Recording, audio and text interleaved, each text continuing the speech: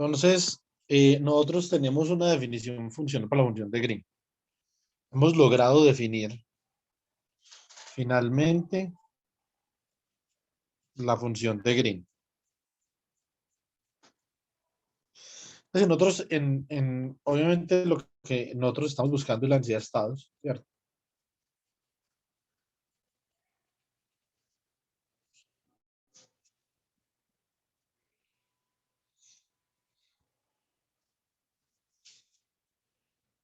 Y dentro de la densidad de estados, entonces tenemos la función de Green G sub IJ de T, T prima. Perdón, dentro de la densidad de estados no vamos a partir de acá obtener la densidad de estados, ¿cierto? Entonces esto era, como nosotros lo habíamos definido en cubo, era menos I sobre H barra por teta de T menos T prima, que es la causalidad. Y acá entonces había obviamente, un valor esperado, pero en vez de ese valor esperado, ser un valor esperado de un conmutador, era un valor esperado de un anticonmutador entre el operador CI de T y C sub J daga de T primo, ¿cierto? Entonces, nosotros a partir de esta definición, aquí vamos a aplicar un poco de cosas que hemos aprendido en mecánica cuántica, ¿cierto? Entonces, creo que esto puede ser un poco divertido, o también un poco enredado. Mm, bueno, ¿qué podemos hacer? Lo que nosotros podemos hacer aquí en este momento es básicamente trabajar con este operador CI de T. Hay una forma eh, en la que nosotros podemos demostrar que esto depende de la diferencia de los tiempos, pero más bien nosotros lo que vamos a hacer es que vamos a expresar este operador de acá en términos de T'. Listo. Entonces, obviamente vamos a tomar a T' como un tiempo como un tiempo base, básicamente, ¿cierto? Y como ese es un tiempo base, entonces podemos aplicar la ecuación de movimiento de Heisenberg para expresar C sub I de T. Vamos a ver acá.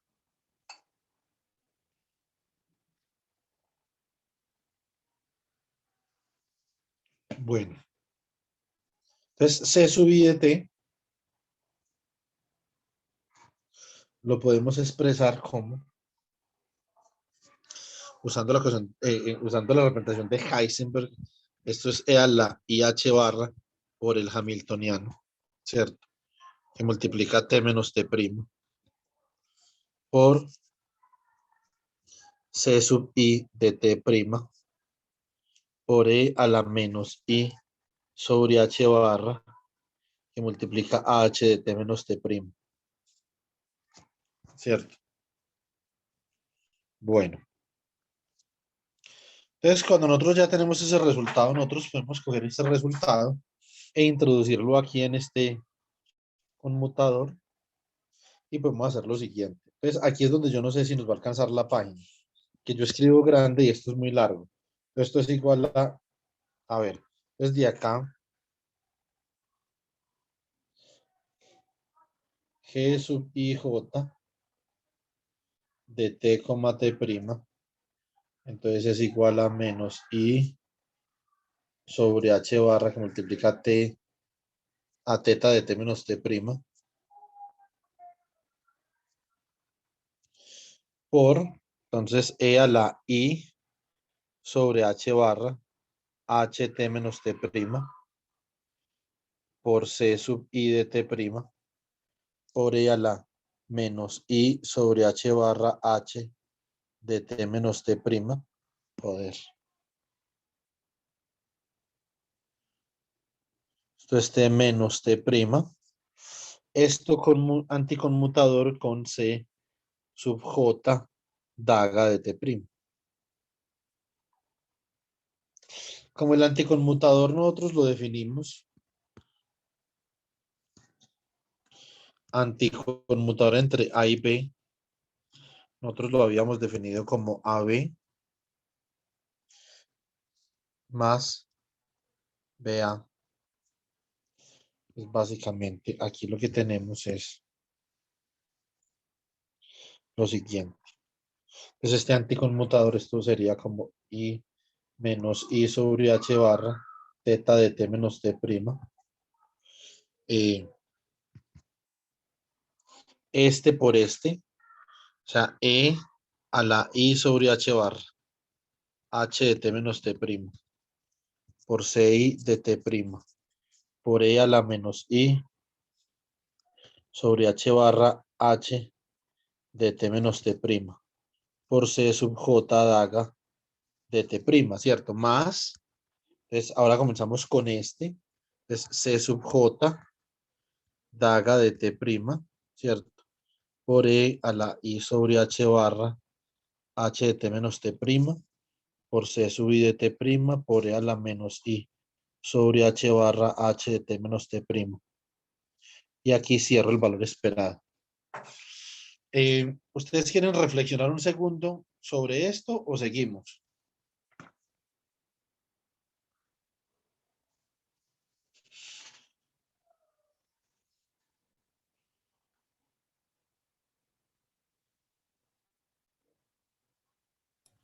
Chicos, ¿me escuchan? Sí, Sí, pues no, señor. en realidad yo estoy por mi parte mirando aquí la ecuación. Ya lo estaba haciendo en realidad. Esto simplemente es el anticonmutador entre esos dos. Ya. Ah, sí, sí, sí, sí. Tienes razón.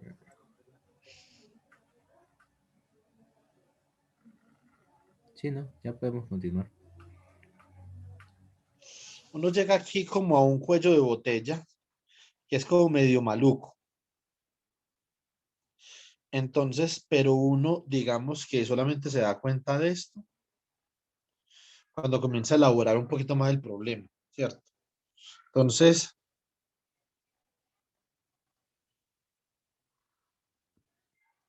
a ver. Entonces, obviamente, como yo les había explicado a usted y como a ustedes como hemos discutido todo el semestre, siempre que nosotros tenemos un valor esperado, uno tiene que definir qué es ese valor esperado. Por ejemplo, en el curso de probabilidad esta semana, nosotros obviamente, cuando definimos el valor esperado de X, sabemos que este valor esperado tiene sentido siempre y cuando exista una función de densidad que esté asociada con ese valor esperado. O sea, usted está calculando el valor esperado en esta función de densidad, ¿sí o no? Usted calcula el valor esperado en mecánica cuántica. Muy a menudo, usted puede decir, pero eso es el valor esperado a temperatura cero, por ejemplo, ¿cierto? O es el valor esperado por fuera del equilibrio, o es el valor esperado térmico. Cuando este es el valor esperado térmico, entonces esto nosotros lo convertimos en una traza de, por ejemplo, si esto es O, es una traza de O por Rho dividido Z, ¿cierto? Y entonces, básicamente, no, de o Rho por, no, por ahí está ya Rho, porque es que este Rho que nosotros tenemos acá, esto es igual a, esto es O por E a la menos beta H sobre Z. O sea que básicamente lo que nosotros tenemos acá es 1 sobre Z, la función de partición por la traza de O a la menos beta H, ¿cierto? Este es un valor esperado que calcula esta forma especial, ¿cierto? Porque es térmico. Entonces estos son estados térmicos, ¿cierto? Prácticamente, como les había explicado, son autoestados del Hamiltoniano.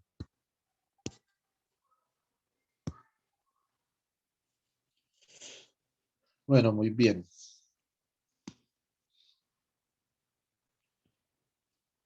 Entonces, básicamente,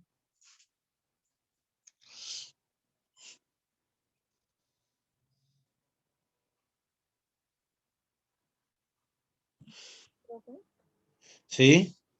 le voy a interrumpir, es que de pronto usted va y se me olvida. Laura, va a tener que decir porque no le entiendo absolutamente nada. Ah, ok. Se escucha como un balbuceo. Entonces, necesito que escriba o que me mande un WhatsApp. Me puede mandar también mensajes de WhatsApp de audio y yo los puedo reproducir.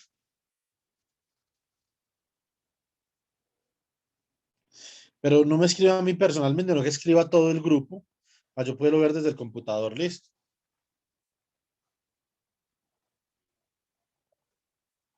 ¿Me escuchó, Laura? Sí, señor, es que estoy tratando de encontrar el... Bueno, entonces guarda la pregunta ahí, apenas la tenga, entonces yo la respondo. Sí, pues entonces, aquí nosotros llegamos a este cuello de botella, estos son, este valor esperado acá es un valor esperado térmico, ¿cierto? Entonces, eso lo vamos a determinar después. Por el momento queremos expandir, trabajar con este valor esperado de alguna forma. Para llevarlo, pues lo vamos a llegar a algún punto en donde podamos trabajar matemáticamente con él, ¿cierto? Entonces, por ejemplo, nosotros podemos decir que el valor esperado de E a la I sobre H barra por el hamiltoniano, que multiplica T menos T' por C sub I de T' por E a la menos I sobre H barra H de T menos T' por C sub J daga de T' más C sub J. Obviamente acá podemos cerrar este valor esperado y entonces dividirlo por 2 porque el valor esperado obviamente es un operador lineal, o sea que podemos hacer esto.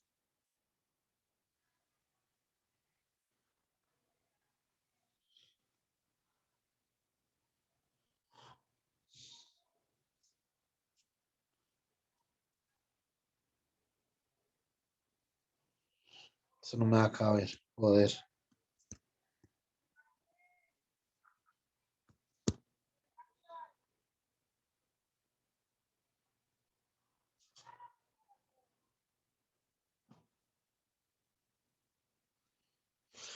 ¿Estamos de acuerdo o no? Sí, señor. Bueno, muy bien.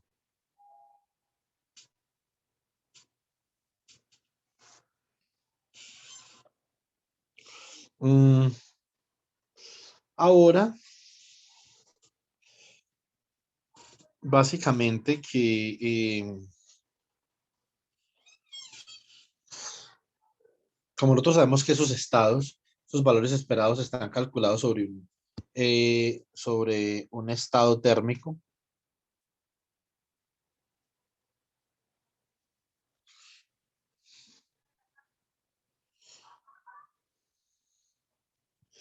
Entonces, básicamente, o nosotros podríamos, por ejemplo, hacer una cosa. Podemos inmediatamente aquí utilizar la función de partición como lo utilizamos ahorita, pero eso lo vamos a dejar para el final. Entonces, acá lo que vamos a hacer es, este operador de acá va a estar actuando sobre este estado a la derecha. Pero este E a la menos IHR no va a estar actuando sobre ningún estado. Para nosotros poder, digamos, resolver este problema, y vamos a introducir aquí una resolución de la identidad. Ese mismo problema lo tenemos acá. Necesitamos que esas exponenciales estén actuando sobre algún estado. Esta, por ejemplo, está actuando sobre este estado, ¿cierto? Esta de acá en la mitad no está actuando sobre ningún estado, ¿cierto? Entonces, una cosa que nosotros podemos hacer es introducir ahí una resolución de la identidad, de forma tal que eso actúe sobre un estado. Una resolución de la identidad, ¿en qué base? Recuerden que esa es una pregunta que hay que hacerse, ¿en qué base? Una base que sea un autoestado hamiltoniano. Entonces, escribimos igual E a la IH sobre H barra por el hamiltoniano, por T menos T prima, por C sub I de T prima, por E a la menos I sobre H barra, por H de T menos T prima. Y acá entre esos dos va a ser el sándwich con la sumatoria sobre M del ket de M por el bra de M, ¿cierto? Por C sub J daga de T prima. ¿Hasta ahí alguna objeción o vamos bien?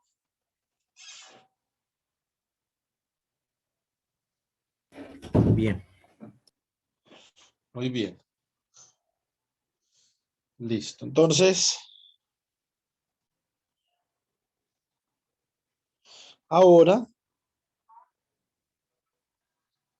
vamos a sumarle el de abajo. Entonces esto es más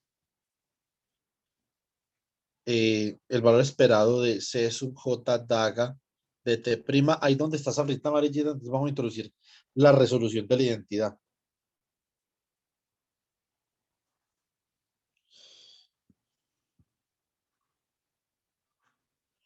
Esto es la suma sobre M del get de M por el bra de M, ¿cierto? Y entonces continuamos, obviamente, con este de acá, este de acá y este de acá. Pues que es E a la I sobre H barra H T menos T prima por C sub I C sub I de T prima por E a la menos I sobre H barra de H por T menos T prima.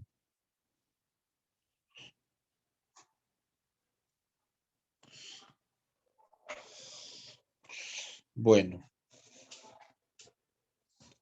Entonces ahí tenemos más o menos algo que podría ser funcional en el futuro, ¿cierto?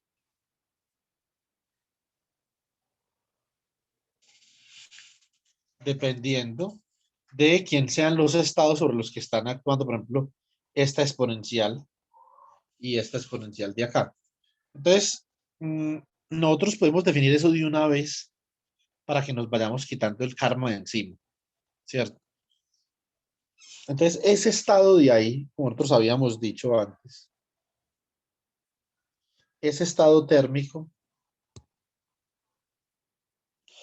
este estado, por ejemplo, térmico a temperatura T, va a ser igual a la suma sobre N del ket de N por E a la menos beta N, ket de N, perdón, bra de N, E a la menos beta N sobre la función de partición, listo. Entonces la definición es una definición muy importante, Laura. Listo. Esa es la definición de el valor esperado en un estado térmico a una temperatura determinada, ¿cierto? Entonces, eso se los debe haber enseñado yo en mecánica cuántica, pero se me pasó. No sé por qué. Entonces, obviamente, eso es lo que significan estos brackets de acá. Eso es lo que yo acabo de escribir ahí. Entonces, nosotros tenemos eso, nosotros podemos escribir esto de esta forma. Esto, por lo tanto, sería igual a 1 sobre z, que multiplica al bracket o al bra. Entonces, ¿ahora de quién? De n, e a la menos beta. Perdón, esto acá, se me pasó esto. Esto es cuando estos autoestados n son autoestados del Hamiltoniano. En general, esto es e a la menos beta h. Listo. Entonces, esto es e a la menos beta h. ¿Por quién? Por todo esto de acá. ¿Sí o no? Entonces, digamos que esto es e a la i sobre h barra h. Trabajemos esto como delta t por el momento. Para ahorrar espacio por c sub i de t prima por e a la menos i sobre h barra. Creo que me faltó algo. Ah, no, apenas vamos a escribir la resolución de la identidad por h delta t.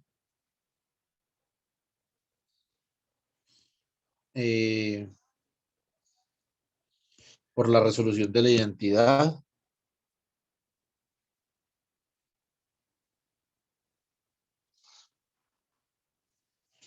Por c sub j daga de t prima.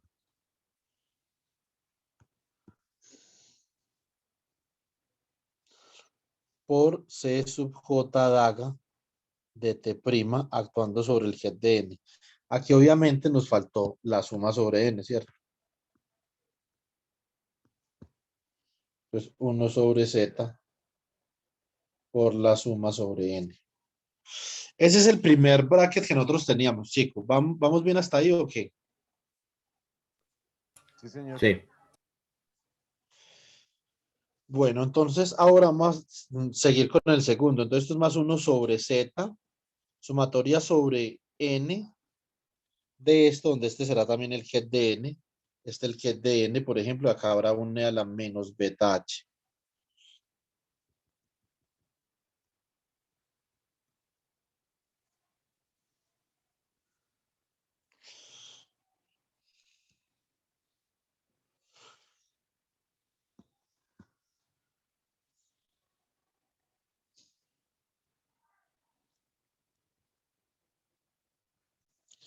Entonces, esto es la suma sobre N del que bra de N de A la menos beta H por C sub J daga de T prima, ¿cierto? Aquí es donde habíamos introducido la resolución de la identidad en amarillo.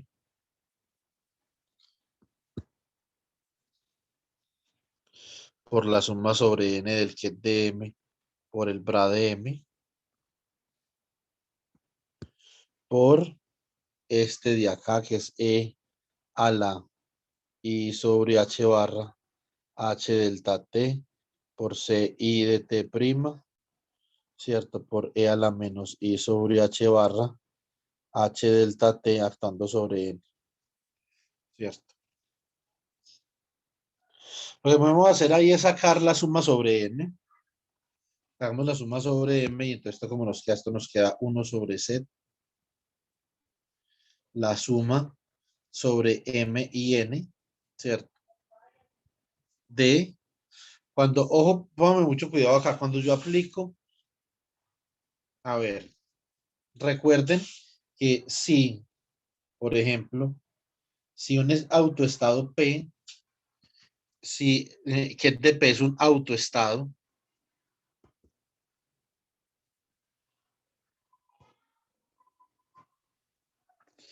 del hamiltoniano,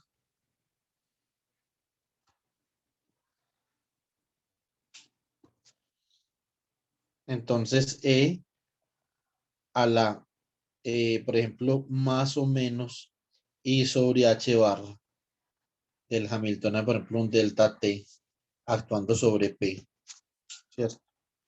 Entonces, si es un autoestado hamiltoniano, ¿eso qué implica? Que el hamiltoniano, actuando sobre el jet de P, básicamente es un E sub P por el jet de P. ¿Sí o no, chicos?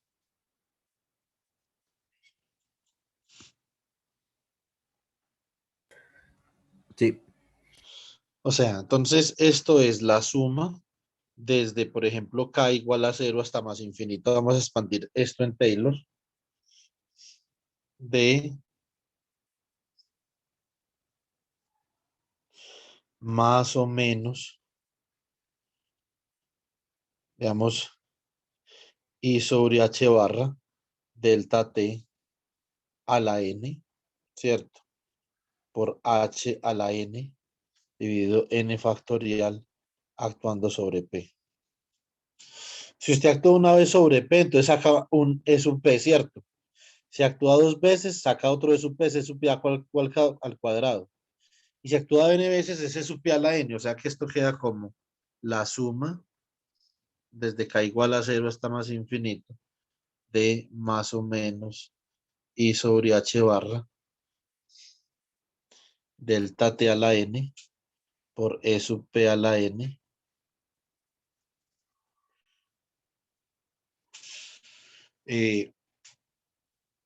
por el que D sub P, ¿cierto? Bueno, entonces, perdón, por el que de P y uno N factorial. O sea que esto básicamente se convierte, simplemente reemplazamos a H por EP.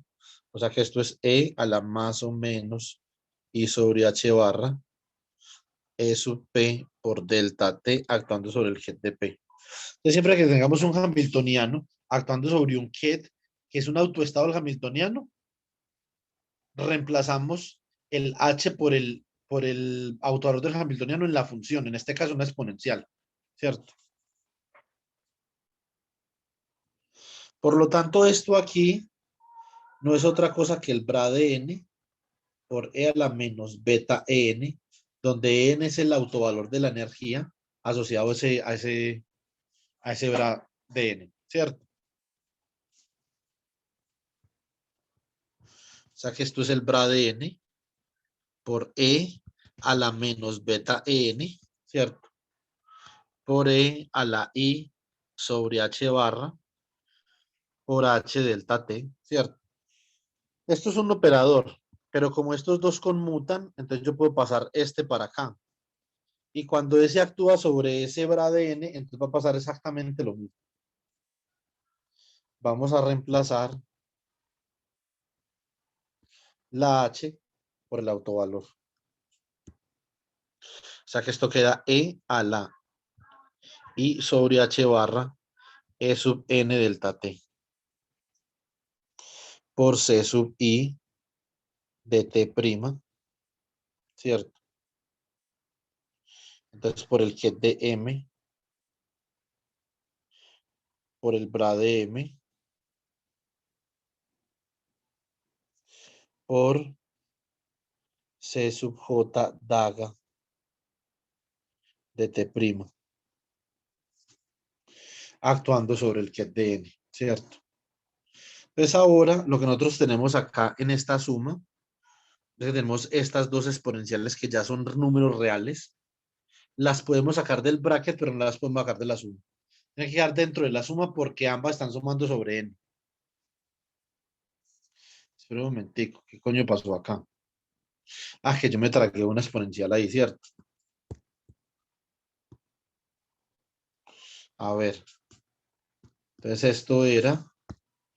esto acá era, por, sí, por c sub i de t prima, pero acá iba una e a la menos i sobre h barra h delta t actuando sobre el ket de m, esto por el bra de m, ¿cierto?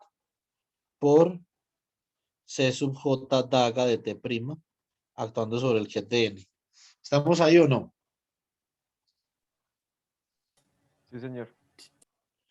Entonces, esta exponencial de acá, entonces vamos a ver, esta exponencial de acá, cuando actúa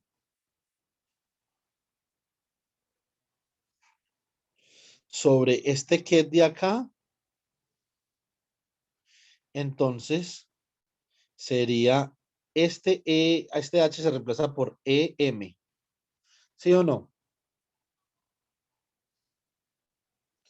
Entonces ahora vamos a sumar el segundo término, vamos a hacer lo mismo. Entonces obviamente este de acá es el bra de n por e a la menos beta de n. Este de acá queda como el bra de m por e a la menos o más i sobre h barra em delta t, ¿cierto? Sí, Entonces, y este de acá queda e a la menos i sobre h barra en delta t, ¿cierto?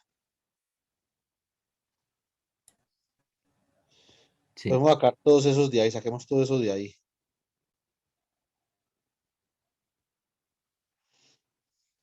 Entonces, esto es más 1 sobre z, suma sobre m y n. Obviamente, esto es una mala idea hacerlo en una tablet porque esto está muy largo, ¿sí o no? Entonces, saquemos este de acá, queda e a la menos beta n por e a la i sobre h barra, queda e a la i sobre h barra por, a ver, e a la m positivo, ¿cierto? O sea, em delta t y queda este de acá que tiene exponente en negativo por e a la menos i sobre h barra en delta t.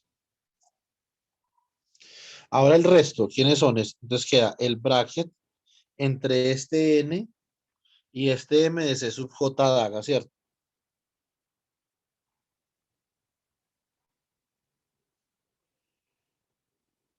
Y el bracket entre este m y este n de c sub i de t prima.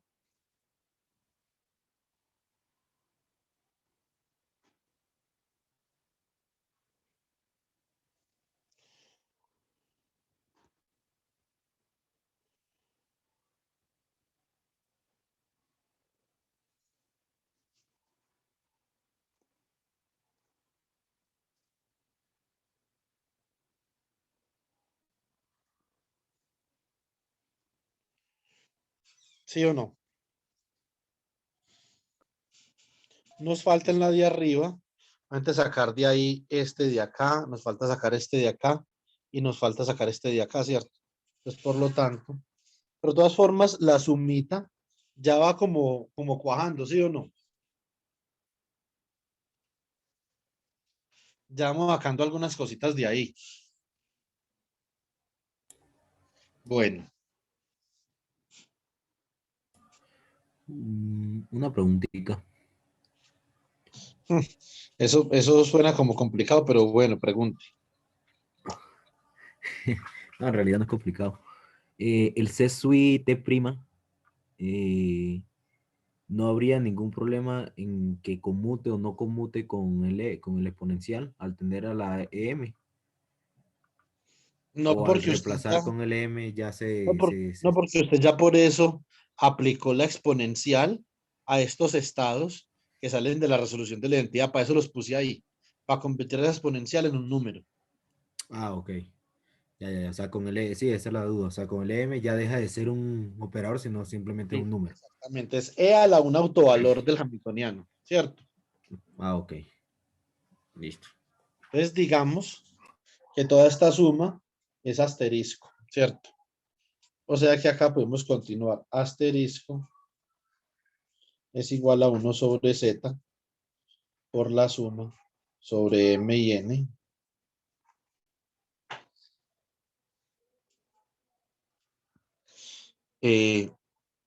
B e a la menos beta n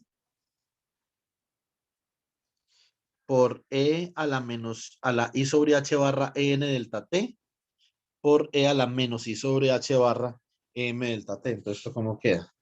Esto quedaría acá como e a la menos beta n por e a la i sobre h barra n menos m delta t. ¿Estamos de acuerdo? Sí. Vea que el n es un exponente positivo y el m es un exponente negativo. Ahora vamos con los valores, con los brackets. Entonces, este es el bracket entre n y m de c sub i, ¿cierto? Entonces, esto es por el bracket entre n y m de c sub i de t, primo. Por el bracket entre m y n de c sub j daga de t primo. ¿Estamos de acuerdo, chicos? Sí. Sí, señor. Ahora lo que vamos a hacer es que vamos a cambiar. Bueno, escribamos el segundo término. Entonces, el segundo término era más 1 sobre z por la suma sobre m y n de e a la menos beta n. Acá cambiaba el signo de n y el signo de m, ¿cierto? O sea que esto era e a la menos i sobre h barra en menos em por delta t que multiplica entonces ahora el bracket entre n y m, pero de c sub j daga de t prima, ¿cierto? Quedó apeñuscado, lo podemos solucionar c sub j daga de t prima por el que entre m y n de c, venga, esto podemos hacerlo mejor, de c sub i de t prima.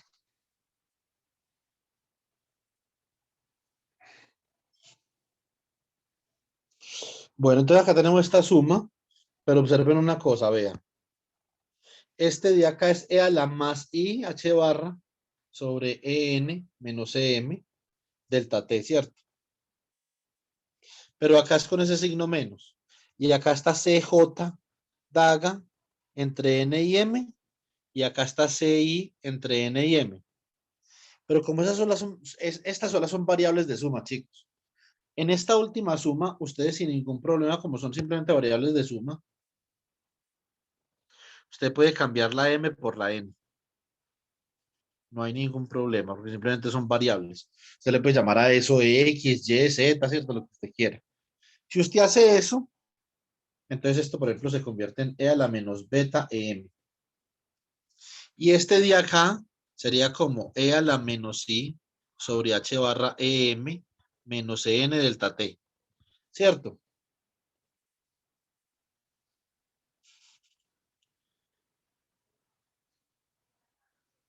Yesid Osman. ¿Vamos bien? Sí, Sí, señor. sí. Eso significa que este exponencial de acá es este mismo de acá, pues usted le puede cambiar el signo menos. Entonces, básicamente, si yo vuelvo a escribir esto acá no me va a caber, entonces esto quedaría igual a 1 sobre Z, la suma sobre M y N de E a la menos beta N por E a la I sobre H barra EN menos EM por delta T por el bracket entre N y M de CI, el bracket entre N y M de CI de T', por el bracket entre M y N de CJ daga de T'. Ahí vamos bien, ¿sí o no? Acá es donde cambiamos, acá es donde cambiamos las variables.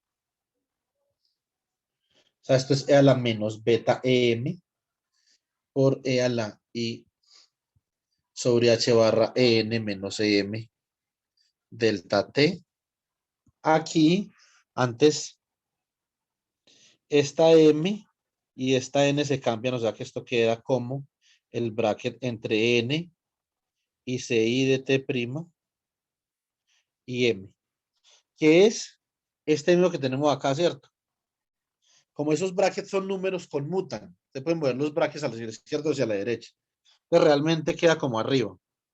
Queda el bracket entre N y M de CI de T' por el bracket entre M y N de C sub J daga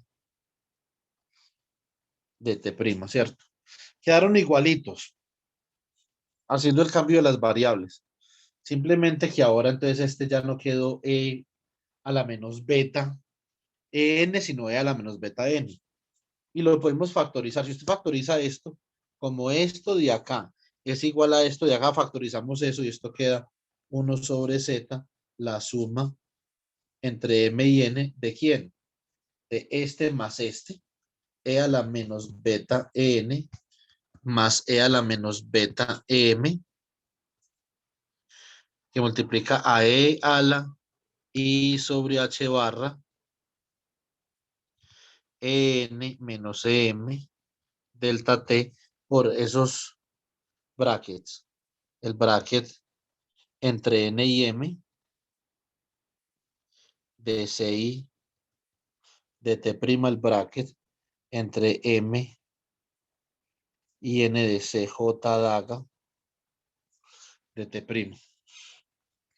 ¿Sí o no? ¿Cómo vamos con ese puñetero cálculo? Bien, ahora bien. Sí.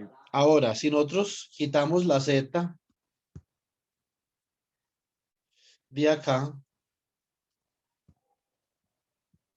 la podemos colocar acá, ¿sí o no?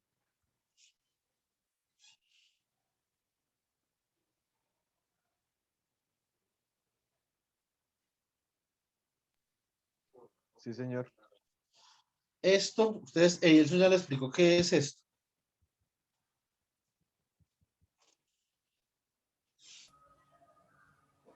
No que yo recuerde.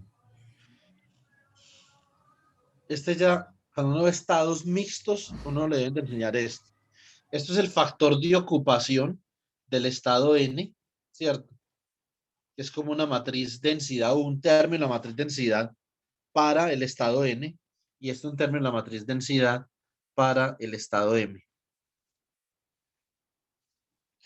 O sea que realmente eso es lo que nosotros hemos calculado, no es otra cosa que la suma sobre M y N de la ocupación del estado N más la ocupación del estado M, ¿cierto? O si fuera bosónico, eso sería un signo menos, que ustedes obviamente lo pueden entender del hecho de que viene que acá siempre hemos utilizado este signo más. Esta sí nomás de dónde venía, que era un conmutador, que era un anticonmutador. Si fuera conmutador sería menos, ¿sí o no? Sí. Entonces esto es por a la que, a la más I sobre H barra EN menos EM delta T por el bracket entre N y M. Digamos que dejemos acá esto solamente como CI. Y esto acá como CJ daga. Sabemos que dependen de T', ¿cierto?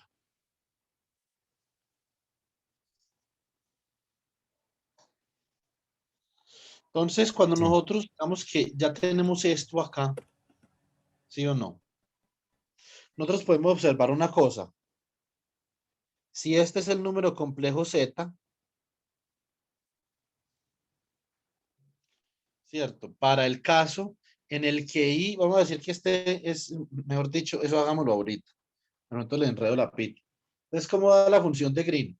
La función de Green, G sub I J de T, T' es igual a menos I sobre H barra por teta de T menos T'. Por ese bracket que acabamos de calcular, ¿sí o no?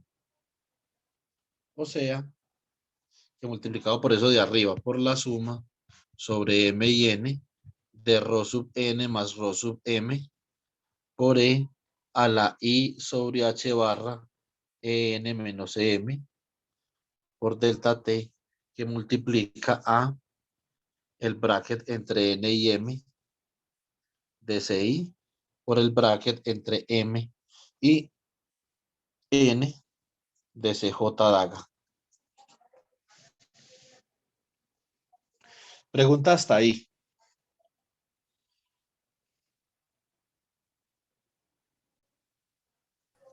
No. Bueno, muy bien.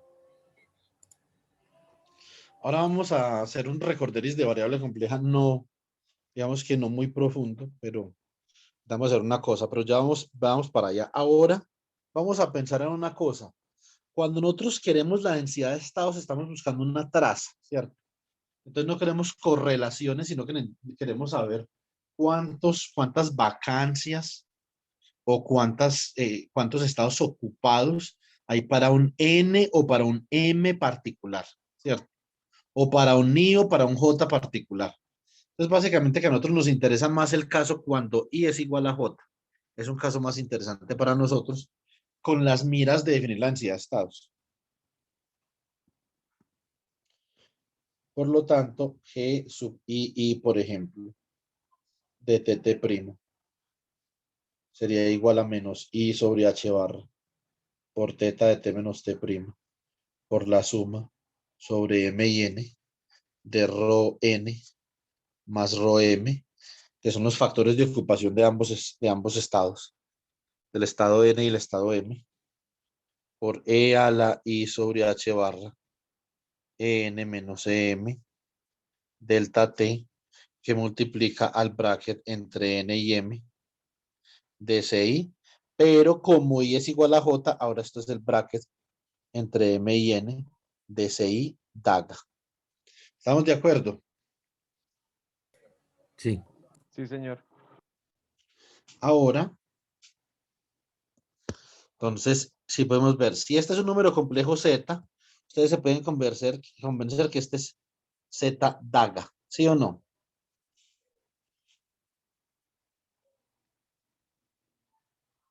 Sí. Cambiamos el ket por el bra y le sacamos el daga al operador que hay adentro, ¿cierto? Sí, es como la compleja conjugada, ¿no? O sea, directamente se está Sí, pero multiplicando. acuérdense que eso les enseñó que eso no se dice, ¿sí o no? Ah, pues sí. Entonces no es la compleja conjugada, sino que es el daga, que eso es un número, eso es un número. Pero ese número, el daga de ese número equivale a usted cambiar el estado n, que sería un vector fila, cambiarlo por un vector columna, ¿cierto? Y el estado m, que sería un vector columna, cambiarlo por un vector fila.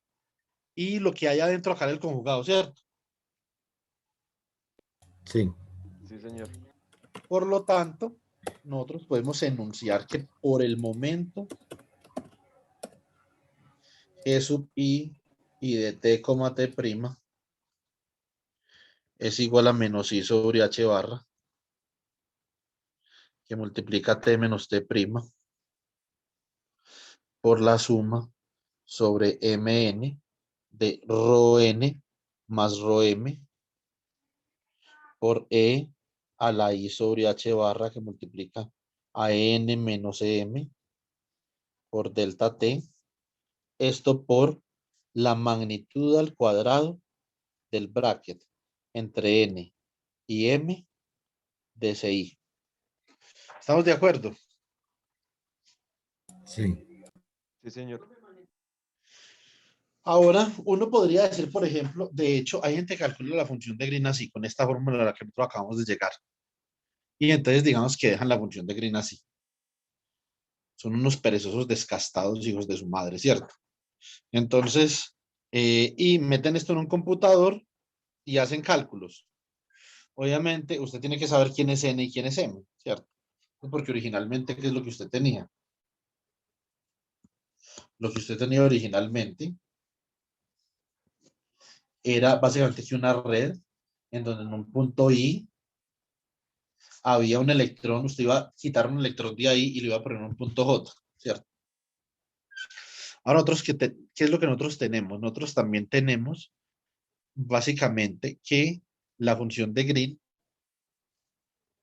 ahora queda en términos también de, por ejemplo, cuáles son los niveles de energía que pueden ocupar estos electrones, no solamente en qué lugar están de la red, sino qué niveles de energía pueden ocupar. E1, E2, E3, EN, ¿cierto? Entonces, dependiendo de los diferentes niveles de energía que ellos puedan ocupar, yo voy a tener una función de Green o otra, ¿cierto?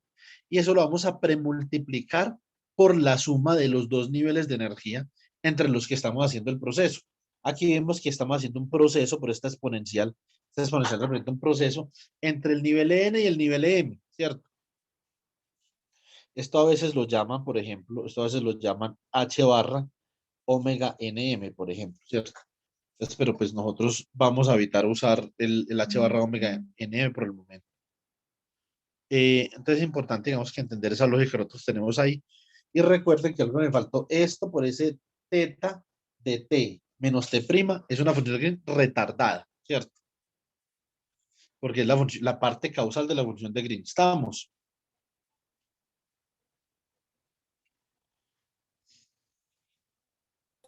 Sí. Chicos, bueno. Voy a ir al baño un segundo y ya regreso para que continuemos.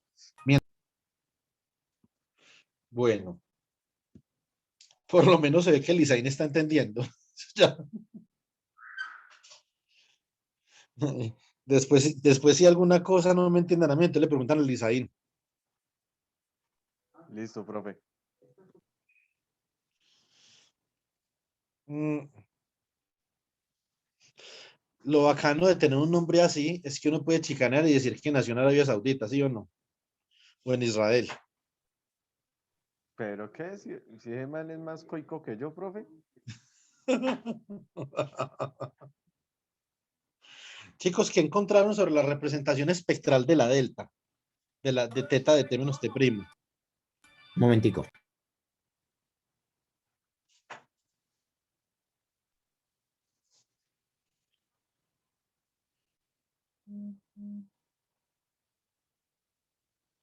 Yo no sé si el chat me permita. Ojalá que sí. Nah, no me permite. ¿Cómo hago? No me deja compartir la foto. Mándenme el WhatsApp. Ok. Nosotros ya hicimos esto, ¿cierto? Eh,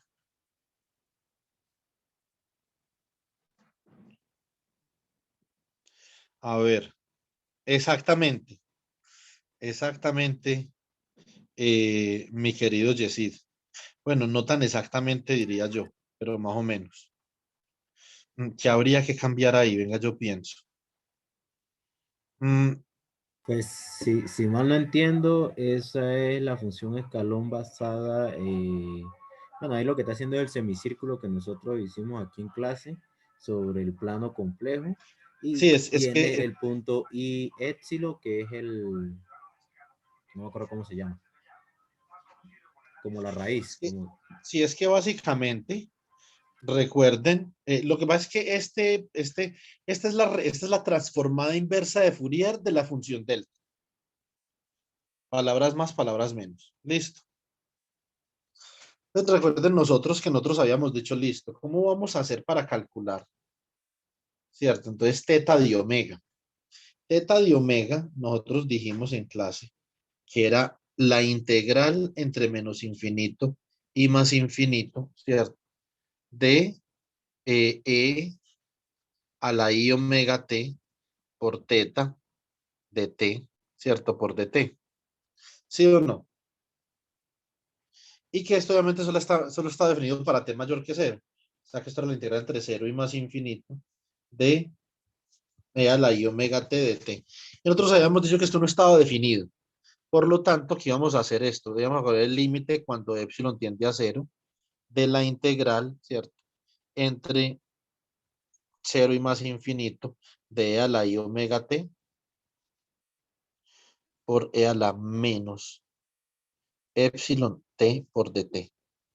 O sea que esto es igual a la integral entre menos infinito, perdón, entre cero y más infinito de e a la i omega, ¿cierto? Aquí qué, entonces ese menos ahí básicamente es un más i al cuadrado, epsilon, ¿cierto? Por t, por dt. Entonces, perdón, aquí y factoricé ahí pendejamente y todavía no iba a factorizar. Entonces, i omega t es a la i cuadrado epsilon t por dt factorizo. Ahora sí, esto es igual a la integral de 0 a más infinito de e a la, a ver, entonces esto sería factorizo i, me queda entonces omega más i epsilon, ¿cierto? Por t, por dt. Entonces cuando yo, obviamente cuando yo calculo esta integral, entonces ¿cómo me da esto? Pues ahora teta de omega, entonces me va a dar ¿qué? Me va a dar e a la i omega más i epsilon, ¿cierto? Por t, dividido i omega más i epsilon. ¿Entre quién? Entre 0 y más infinito. Esto es límite cuando este chisme de acá, este epsilon tiende a 0, ¿cierto? Es básicamente que esto es el límite cuando epsilon tiende a 0 de el límite cuando otra variable, digamos por ejemplo, alfa tiende a infinito. ¿De quién? De e a la i omega t, e a la menos i epsilon t sobre i que multiplica omega más i epsilon entre 0 y alfa. O sea que esto es el límite cuando epsilon tiende a 0 por el límite cuando alfa tiende a infinito de, obviamente, e a la i omega alfa por e, esto es, no va ahí, esto es e a la menos alfa, perdón, a la menos epsilon t, a la menos epsilon alfa, ¿cierto? Menos evaluado en cero, y todo esto evaluado en cero es 1, ¿sí o no? Entonces, y esto dividido que dividido i que multiplica a omega más i epsilon. Hasta ahí vamos de lujo, ¿cierto? sí. Ahora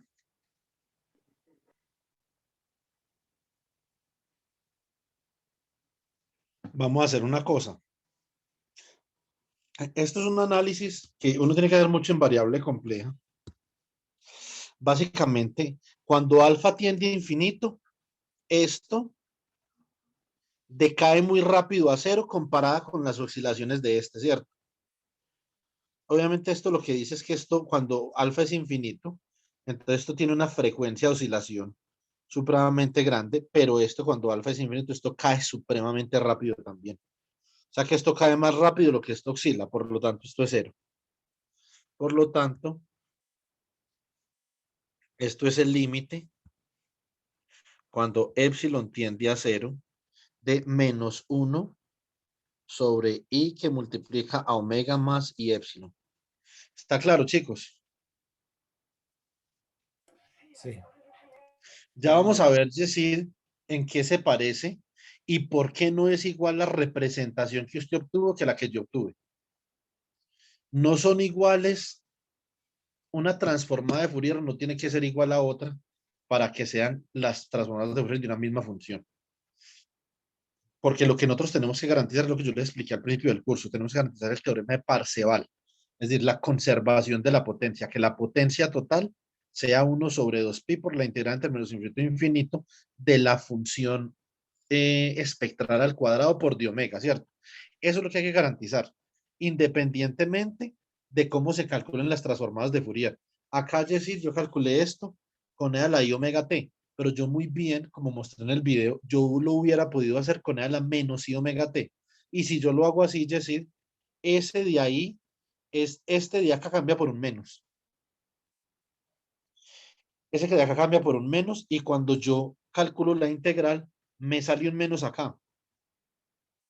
Por lo tanto, esto de acá sería sin ese menos y en vez de omega más y epsilon sería omega menos y epsilon y por lo tanto, como vamos a ver, obtendríamos la representación que usted planteó ahí. ¿Sí me entiende? Sí. Entonces, teta de omega es el límite. Cuando epsilon tiende a 0 de o menos el límite de 1 sobre i omega más y epsilon. Nosotros podríamos, por ejemplo, elaborar esto un poquito más y como epsilon es 0, entonces podemos utilizar Cauchy, ¿cierto? Y entonces esto queda el valor principal de Cauchy más, una delta por pi, como vimos en clase, ¿sí o no? Cuando estábamos viendo, eso lo vimos en la clase de causalidad y cuando estábamos viendo las condiciones de Kramer y Kronex, ¿cierto? Pero lo que nosotros queremos hacer no es eso, queremos una representación para teta de t. Y esto es igual a ¿quién? A la integral entre menos infinito y más infinito de omega sobre 2pi por teta de omega por e a la menos i omega t. Esta es la transformada inversa de Fourier, ¿sí o no?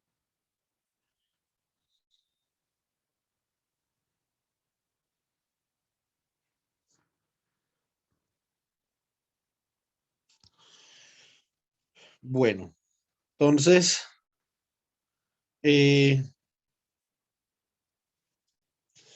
eh, mm, mm, acá, lo que nosotros vamos a hacer es lo siguiente, vamos a hacer el siguiente paso.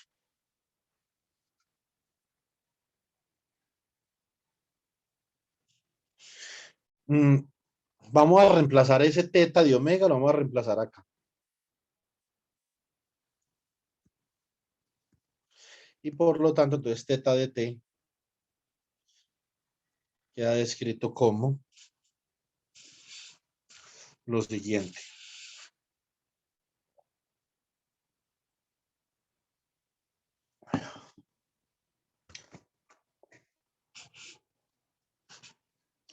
Queda como la integral entre menos infinito y más infinito de d omega sobre 2pi por teta de omega que es menos. Vamos a quitar el límite y simplemente vamos a tomar epsilon como muy pequeño. Menos 1 sobre i que multiplica omega más y epsilon. Todo esto por e a la menos i omega t. Entonces, esto es igual, saco ese i, ese 2pi para afuera. Esto es menos 1 sobre 2pi por i por la integral entre menos infinito y más infinito de e a la menos i omega t por omega más y epsilon de omega. Y esa es la representación de la función escalón. Yesida, a usted le quedó con un signo más afuera y ese epsilon i tiene un signo menos, ¿cierto? Sí. pero note que el exponencial que usted tiene es positivo. Sí, por lo tanto es Eso es la porque, transformación sí, inversa, eso es ¿no? porque ellos calculan la antitransformada, la calculan con exponenciales positivas y no negativas. O sea que la transformada la calculan con exponenciales negativas y no positivas. Por eso es que queda distinto. Pero eso no importa, es decir, no importa siempre y cuando se conserve Parseval. Y ambas de las transformaciones conservan el teorema de Parseval. Listo. Vale. Sí quedó. Ahora, con esta representación de teta de t, nos devolvemos para esta representación de la función de Green y por simplicidad vamos a hacer t' igual a 0. Entonces vamos a tomar t' igual a 0, que eso no tiene ningún problema. ¿Por qué? Porque, porque esto realmente depende de la diferencia entre t' y t, ¿cierto? Como vemos ahí. Entonces, menos este de acá. Este de acá también, pero cuando uno lo calcula ya más explícitamente, ¿cierto? Entonces, porque mm, lo que nosotros vamos a hacer ahora es que vamos a utilizar la representación para teta de t que acabamos de hallar. Entonces, ¿cómo queda esto? Entonces, para t' igual a 0, entonces g sub i solamente de t retardada es igual a menos i sobre h barra teta de t, ¿cierto? Por la suma sobre m y n de las poblaciones o las ocupaciones rho n más rho m por e a la menos i o más i sobre h barra n menos m por t, porque t' es 0, ¿cierto? Y acá, esto me queda por la magnitud del bracket entre n y m de ci al cuadrado, ¿cierto? Ahora reemplazamos la representación de teta. Entonces, esto es que esto es igual a menos i sobre h barra, ¿cierto? Por menos 1 sobre 2 pi i. ¿Sí o no? Por la suma sobre, a ver cómo hacemos acá, la suma sobre m y n de rho n más rho m. Acá sí metemos la integral entre menos infinito y más infinito de e a la menos i omega t. Multiplicamos por este de acá, e a la i sobre h barra n menos m t dividido omega más y epsilon, ¿cierto? Por el bracket entre n y m de ci todo al cuadrado. Breve la vuelta, ¿sí o no? Ni tan breve, pero bueno. ¿Cómo? Ni tan breve, pero sí está entendible. Esta es una vaina que en el nivel que ustedes están, con lo que yo les he enseñado la pueden entender, pero no todos los estudiantes de física del estado sólido saben de dónde sale esto. Y eso es una ventaja. Ya saben, cuando hablan de densidad de estado, ustedes ya saben por qué la densidad de estados es menos 1 sobre pi, parte imaginaria de la función de Green retardada, la traza. ¿Sí o no? Sí. Este menos se va con este menos, este i con este i. ¿Y esto cómo queda? Este h barra lo voy a colocar acá. Esto es h barra. Y h barra por epsilon, si epsilon es pequeño, sigue siendo pequeño. O sea que h barra por epsilon lo podemos dejar solo como epsilon, ¿cierto? O sea que esto queda como la suma, ¿cierto? O podemos decir, a ver, podemos decir que esto queda como 1 sobre 2 pi, pues. Pero no vamos a pelear. 1 sobre 2 pi por la suma de m y n, ¿cierto? De la suma de las poblaciones. Este de acá no depende de omega, lo podemos sacar de ahí. Aquí falta que esto es la integral sobre de omega. Entonces esto queda por la magnitud del bracket entre n y m de c sub i esa magnitud al cuadrado, ¿cierto? Y nos queda por la integral entre menos infinito y más infinito. Si aquí multiplicamos dos exponenciales, entonces ¿cómo nos queda esto? Esto nos queda e a la, entonces yo pienso menos i que multiplica, como hay una h barra ahí, pues yo pienso una cosa, listo. Entonces, menos i sobre h barra, ¿cierto? Que multiplica h barra omega menos en más em por t por d omega dividido omega h barra omega más i epsilon. ¿Estamos de acuerdo, chicos? Sí. Sí, señor. Vamos a hacer la siguiente transformación. Si nosotros transformamos todo esto que hay acá a h barra omega, transformamos, decimos que h barra menos en más em es h barra omega. Por lo tanto, h barra omega se transforma como h barra omega más en menos em. ¿Sí o no?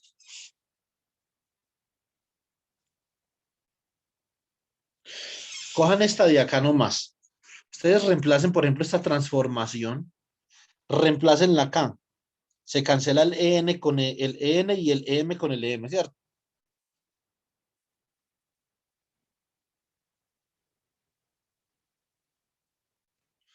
¿Sí o no? Sí. Y entonces, si este denominador de acá, ¿cómo queda? Queda h barra omega más n menos m más i delta, ¿cierto?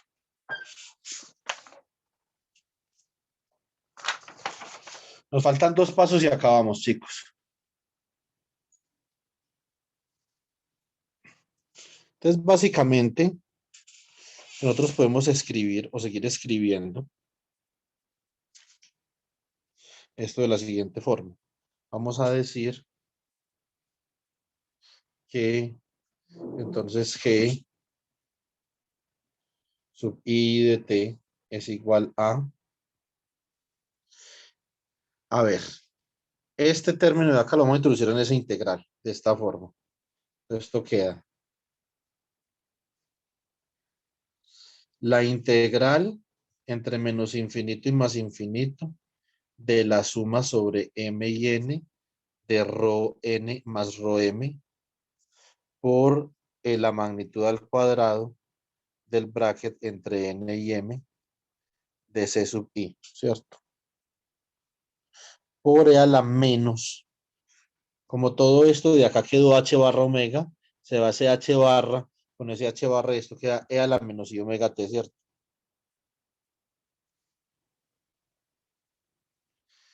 Este 2pi de acá lo introduzco dentro de la integral y queda dividiendo a de omega, o sea que esto es de omega sobre 2pi. Y esto acá es h barra omega más en menos em más i eta, ¿cierto? Donde epsilon o epsilon es un número muy pequeño. Esto nosotros lo podemos comparar con la transformada inversa de Fourier de este de acá, que sería como integral entre menos infinito y más infinito de omega sobre 2pi e a la menos i omega t por g sub i de omega. ¿Sí o no? De acá, comparando esas dos representaciones, nosotros podemos obtener que g sub i de omega es igual entonces a la suma sobre m y n de rho n más rho m de el bra de n, el que de m, magnitud al cuadrado de c sub i, ¿cierto? Dividido h barra omega más n menos m más i delta. Coloquémosle delta para que tenga más sentido. Listo. Entonces, nosotros ya tenemos la transformada de Fourier, chicos, de la función de Green retardada, ¿cierto?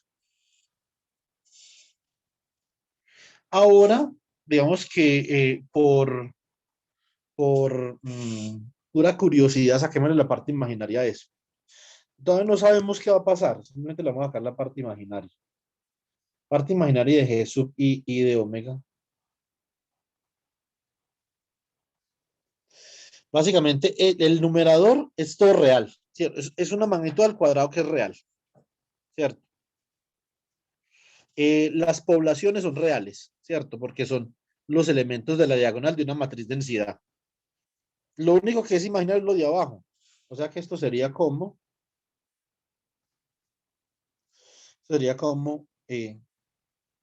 la suma sobre m y n de rho n más rho m por la magnitud al cuadrado del bracket entre n y m de c sub i, ¿cierto? Multiplicado por la parte imaginaria de lo que sí es imaginario, que es 1 sobre h barra omega más en menos em más i delta. Y esto por Cauchy, la parte imaginaria de eso, como nosotros ya vimos en clase, esto es menos pi por el delta, por la entidad de Cauchy, por el delta de h barra omega más en menos em. ¿Sí o no, chicos? Sí. ¿De dónde salió esto? Recuerda que nosotros demostramos, después en el video de las relaciones de Kramer y Cronin, nosotros demostramos que 1 sobre omega menos omega prima más i delta es igual al valor principal de Cauchy de 1 sobre omega menos omega prima. ¿Recuerdan? Sí. Menos i por pi por el delta de omega menos omega prima. O sea que si le sacamos la parte imaginaria de esto, sería un menos pi por el delta de esta vaina de acá, ¿cierto?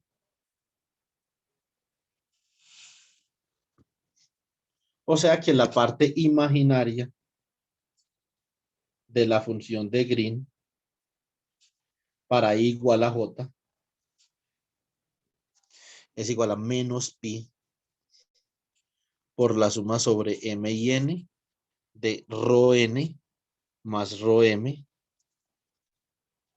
por la magnitud al cuadrado del bracket entre n y m del operador c sub i por delta de h barra omega más n menos m. Ahora, si yo cojo, por ejemplo, y multiplico en ambos lados por menos 1 sobre pi,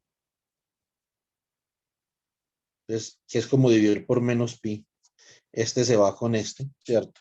Y me queda lo siguiente, que menos 1 sobre pi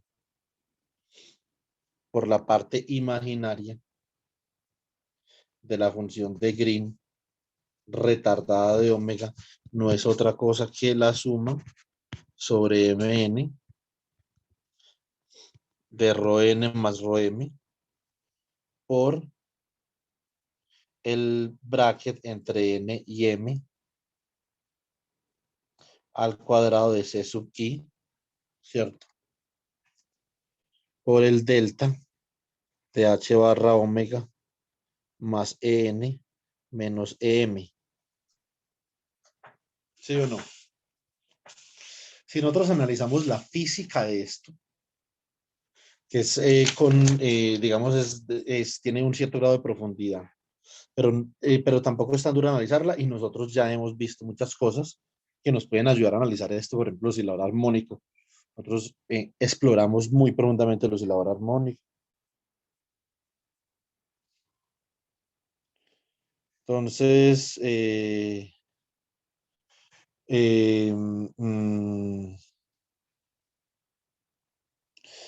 bueno, básicamente, digamos que yo tengo un sistema con varios niveles.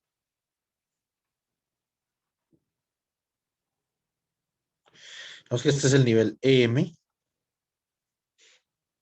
y este es el nivel EN.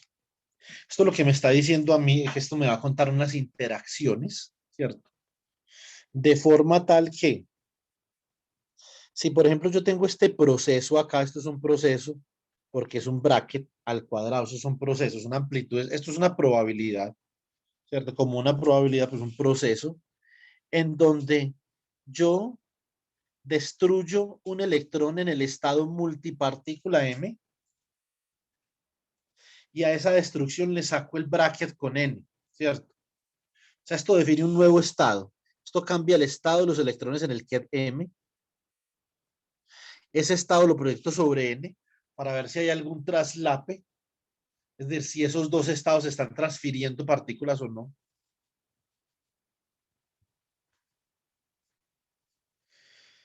Y me dice que esto puede, ese proceso puede pasar si este sistema cuántico se excita con una energía H barra omega, y por este delta, esa energía H barra omega forzosamente tiene que ser EM menos EN, ¿cierto?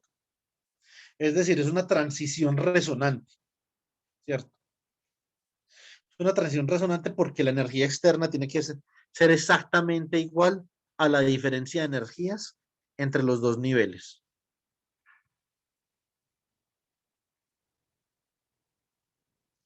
O sea que este proceso sucede siempre y cuando la energía que lo causa sea la diferencia de energía entre los dos niveles entre los que está ocurriendo el proceso.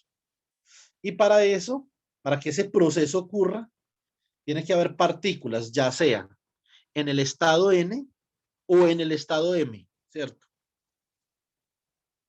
Para los bosones, esto sería con un signo menos acá.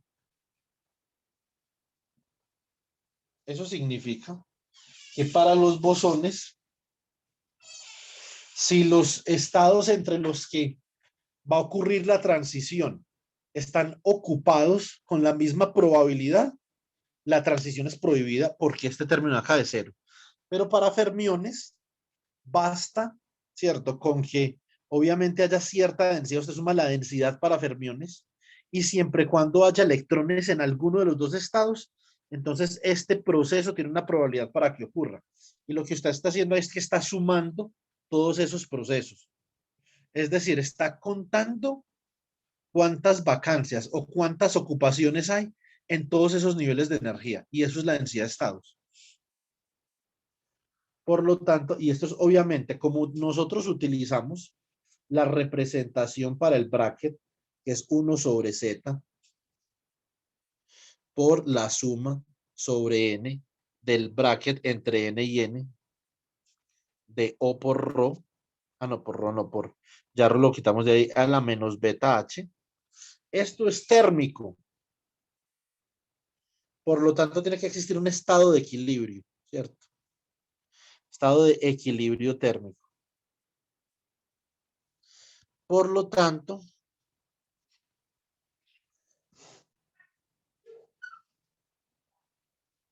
más.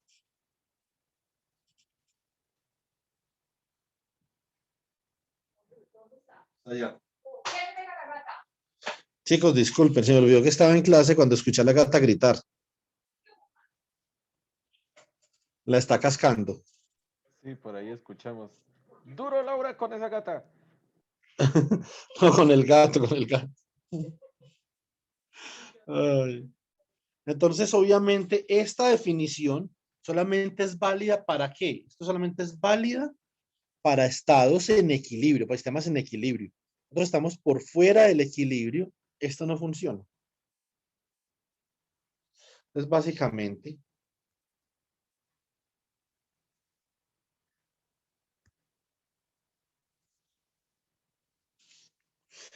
esto es, la densidad de estados lo va a definir como A de omega, es igual, para yo mirar esto es para, digamos, una sola posición en la red. Si usted quiere, pues tiene que sumar sobre todas las posiciones de la red. O sea que esto sería la suma sobre I, ¿de quién? De menos 1 sobre pi por la parte imaginaria de G sub I de omega. Esa suma sobre I de los elementos de la diagonal de una matriz IJ, entonces esto se puede interpretar como menos 1 sobre pi por la parte imaginaria de la traza de una función de Green en forma matricial retardada, ¿cierto? Pero que es función de omega. Y obviamente nosotros obtuvimos esto del hecho de que esto es la suma sobre m y n de rho n más rho m por el bracket entre n y m de C sub i, que es el operador que está causando el proceso, por delta de h barra omega más n menos m. Entonces, eso es básicamente lo que les quería mostrar. De aquí sale esta definición, que la densidad de estados es igual a -1 sobre pi, parte imaginaria de la traza de la función de Green retardada evaluada en omega. Density of states.